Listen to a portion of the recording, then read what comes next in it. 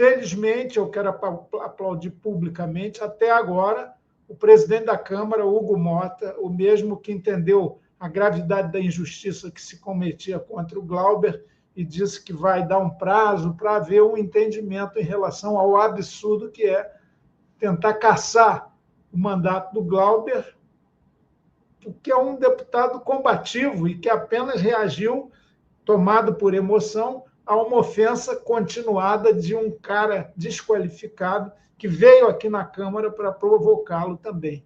Então, eu acho que o Hugo Mota tem segurado a onda. Eu fiquei meio cabreiro, falei até com ele hoje, eu critiquei muito você quando, durante o Conselho de Ética, você foi prorrogando o início da ordem do dia, coisa que nunca tinha feito nessa sua gestão, desde fevereiro, para que o Conselho votasse a cassação do Glauber, que já estava precificada. Mas agora a sua atitude, em função, inclusive, do alto sacrifício do Glauber, com o jejum, a greve de fome, você dizer que garantir, dar a palavra de que, independente do resultado do recurso na Comissão de Constituição e Justiça, recurso que demos entrada hoje, agora há pouco, independente do resultado lá, se vai ser acolhido ou não, no plenário da Câmara só se vota daqui a 2 meses. Isso nos dá tempo do convencimento, de fazer os que querem condenar o Glauber nunca fizeram, que é argumentar. Então, eu estou juntando todas as coisas, o golpismo e a tentativa de caçar o mandato do Glauber, porque elas estão, sim, relacionadas. São os mesmos que odeiam o Papa Francisco. Triste, né? Essas forças perversas, retrógradas, essas forças do atraso, têm muito poder ainda dentro do Congresso Nacional. Ô Chico, o que eu ia te perguntar na sequência agora é justamente isso aí, vem a reboque dessa tua última fala a respeito do Glauber. Eu queria saber se você conversou com ele, tem falado com ele nos últimos dias, queria saber como ele está depois do processo da greve de fome, queria saber também qual é a tua expectativa. A gente sabe que não há uma certeza de que a cassação não ocorrerá, mas costura-se uma saída que, assim, não será uma saída no 0-0, ele muito provavelmente, se tudo der certo, vai sofrer alguma natureza de sanção por parte do parlamento. Eu queria saber com qual hipótese vocês trabalham e se você também conversou com ele, como é que está o Glauco agora, tanto fisicamente depois da greve de fome, como também em termos de expectativa, o que ele espera a partir daqui. Qual seria aí o cenário mais positivo, digamos assim, porque alguma coisa a gente sabe que vai acontecer partindo disso aí, né, desse episódio envolvendo ele. Bom, Henrique, o Glauber, numa atitude corajosa e solitária, ele tomou essa decisão muito pessoalmente. Nesse sentido, é o livre-arbítrio de cada ser humano.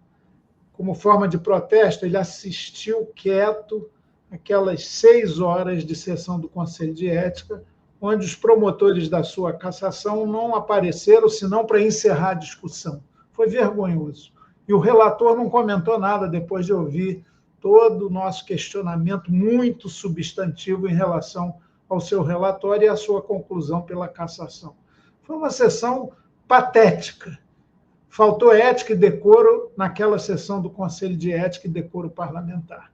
E o Glauber lá calado, quando no final anunciou, dizendo que não tinha conversado com ninguém, nem com a sua assessoria, nem com a sua companheira, também deputada Sâmia Bonfim, e que a gente ficou achando que ele ia renunciar ao mandato, mas ele falou assim, eu vou fazer o que eu estou fazendo desde hoje cedinho, parar, interromper a minha alimentação como protesto, que já foi feito na história do mundo, os presos políticos aqui na ditadura, uma situação limite. Ele ficou 8 dias sem se alimentar, perdeu 5 quilos, e a gente muito preocupada.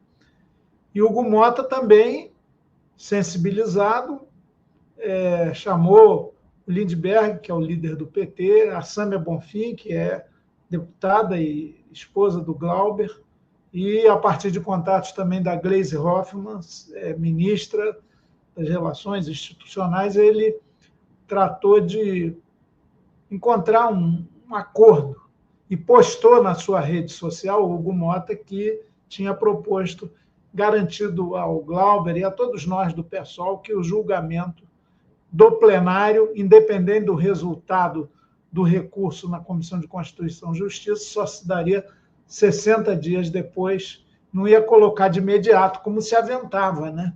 Enquanto isso, o caso do Chiquinho Brazão fica lá esquecido nas calendas, ele continua deputado.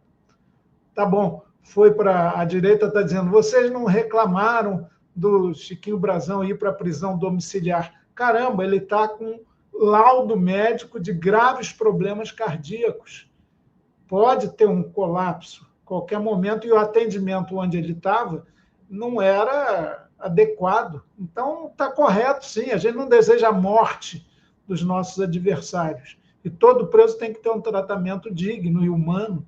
Então, o risco de vida real, com laudo médico, levou Alexandre de Moraes a fazer a prisão domiciliar, com tornozeleira, sem contato com ninguém, sem internet, sem usar rede.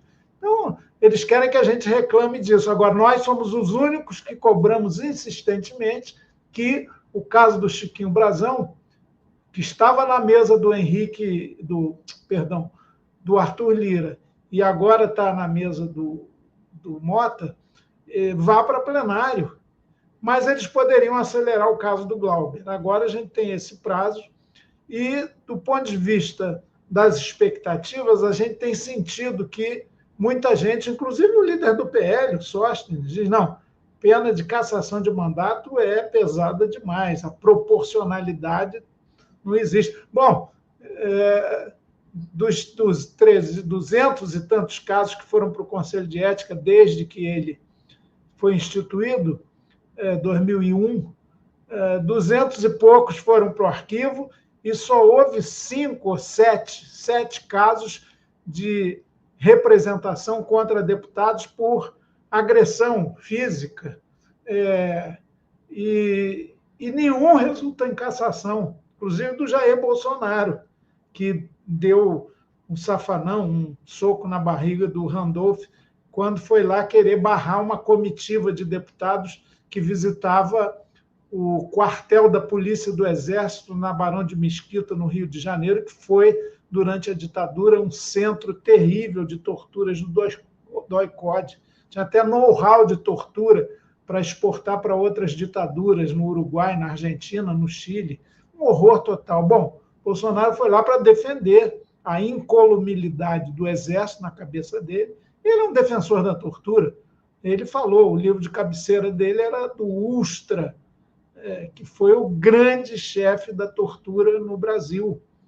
Bom, a verdade é que a gente tem discutido, há um sentimento de que a pena capital para o Glauber é injusta, é errada, e fora os erros processuais que a gente está arguindo na CCJ, mas se vier a plenário, a gente vai lutar, inclusive, para não ter pena de suspensão de mandato, ficar meses sem exercer o mandato, fechar o gabinete. Isso não é adequado também, ainda que não seja a pena capital. Então, eu queria alertar que o caso está longe de estar resolvido. O fato do Glauber ter saído da greve de fome em função desse gesto do presidente da Casa, de garantir que não vai submeter sumariamente ao plenário um eventual pedido de cassação, não encerra a batalha nem um pouco. A gente tem que continuar lutando. O Glauber continua sendo a nossa ordem do dia. E, aliás, na quinta-feira agora, dia 25 de abril, é isso? Não. Amanhã é 24, né? Isso. Não, amanhã é 23. Então, dia 24 é quinta, né? Uhum. Vai ter um ato às 6 da tarde, na Cinelândia, aí no coração do Rio de Janeiro. Glauber fica e contra a perseguição política. Vamos aproveitar para louvar também e elogiar o Papa Francisco. Toda manifestação cívica, cidadã pela democracia acaba sendo também uma homenagem ao Francisco.